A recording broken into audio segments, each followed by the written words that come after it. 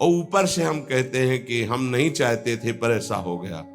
नहीं, अगर ये बात अंदर बैठ जाए कि हमें नहीं चाहिए ये झूठे सुख, तो फिर कोई परास्त नहीं कर सकता। तो बोले जानकारी होने पर भी प्रयोग क्यों नहीं हो पाता? वस्तु, व्यक्ति, क्रिया, स्थान, इससे जो हम सुख चाहते हैं उसे काम कहते हैं।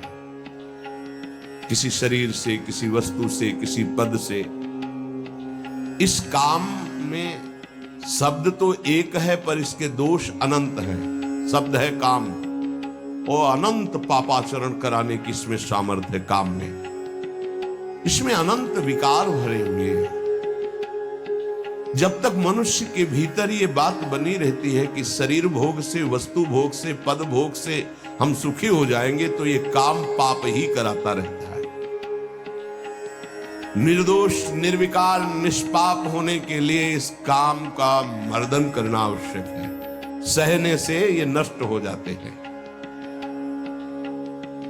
शास्त्र निषिद्ध कर्म ये काम ही कराता, प्रारब्ध नहीं कराता। प्रारब्ध से शास्त्र निषिद्ध कर्म जो किए उनका फल आता है सुख दुख। अगर शास्त्र प्रतिपादित है तो सुख आएगा, शास्त्र विरुद्ध है तो दुख आएगा। लेकिन ये जो हमसे पाप करा रहा है, कोई प्रारब्ध नहीं करा रहा, कोई काल नहीं करा रहा, कोई ईश्वर नहीं करा रहा। काले कर्म ईश्वरी मिथ्या दोष लगाए, ये हमारी चाहत करा रही, अंदर बैठी है। शरीर के भोगों से सुख मिलता है, ये अंदर घुस के बैठ गया है और यही हमसे पाप करा रहा है। तो जब जानकारी हो गई तो फिर पाप क्यों हो रहे हैं? जब जानकारी हो गई कि ये काम पाप करा रहा है, तो हम इस जानकारी का प्रयोग क्यों नहीं कर पा रहे हैं? तो बोले धूमे नाव्रियते वह्निर यथा दर्शो मलेन च यथोल्बेनावृतो गर्भस् तथा तेने दमावृतम। ये ज्ञान ढक गया है हमारा, जो ढका हुआ ज्ञान, ये प्रकाशित, ये काम में नहीं आएगा। जैसे 3 उदाहरण दिए। भगवान कह रहे धुएं से अग्नि ढक गई, मैल से दर्पण ढक गया और झिल्ली से गर्भ ढक गया। अब झिल्ली के अंदर बच्चा है कि बच्ची पता नहीं चलेगा। दर्पण है, हम काले हैं कि गोरे हैं पता नहीं चलेगा, क्योंकि मैल से। धुआं होने के कारण पता नहीं चलेगा कि अग्नि है, पर बहुत जल्दी उसमें अग्नि प्रकाशित की जा सकती। फूंक मारो, अग्नि पैदा हो जाएगी। भगवान ने 3 उदाहरण दिए। उपासक में ये 3 तरह से ज्ञान ढक जाता है, तब काम अपना प्रभाव दिखाता है। 3 इसकी स्थितियां हैं। जैसे धुएं से अग्नि ढकी रहती है, ऐसे ही काम विवेक को, ज्ञान को ढक देता है। बुद्धि में निर्णय निकल रहा है, ये तो गलत है, नहीं करना चाहिए। सात्विक, राजसिक, तामसिक, ये बुद्धि की 3 प्रवृत्तियां हैं, 3 गुणों के अनुसार। कर्तव्य अकर्तव्य का ठीक ठीक निर्णय करने में समर्थ है सात्विक बुद्धि। राजसिक बुद्धि ठीक निर्णय नहीं कर पाती, असमर्थ होती है कर्तव्य का। और तामसिक उल्टा ही निर्णय करती है। ठीक निर्णय करने की सामर्थ्य सात्विक बुद्धि में है। अब जीव ही भोग इच्छा प्रकट हुई, धुआं पैदा हो गया। भोगों की न भोगों, पाप तो नहीं बन जाएगा। धुआं है, इसका मतलब अग्नि है, ज्ञान है उसके अंदर।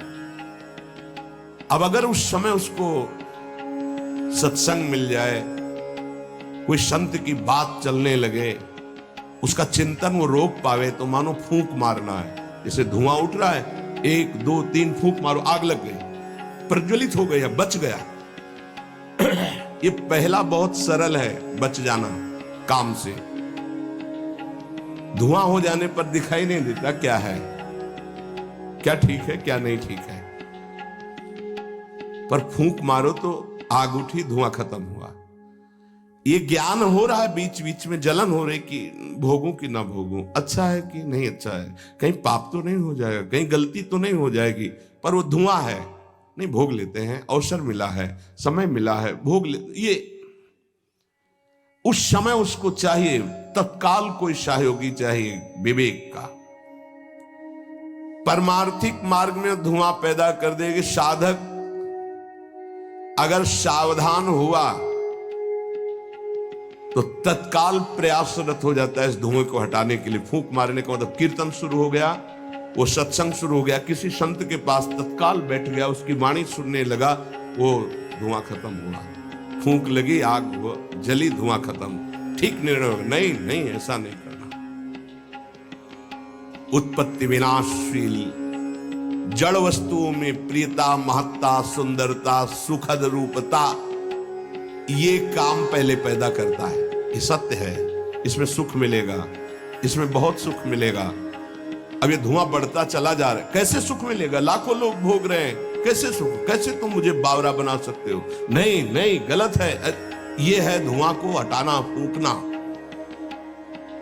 अरे अन्य शरीरों की अपेक्षा है मनुष्य शरीर सर्वश्रेष्ठ है, इसमें विवेक है। हम कैसे ऐसा पशुवत आचरण कर सकते? नहीं, अरे मन नहीं, तेरी सलाह नहीं। अब वो फूंक रहा है, आग पैदा कर रहा है, ज्ञानाग्नि पैदा कर रहा है।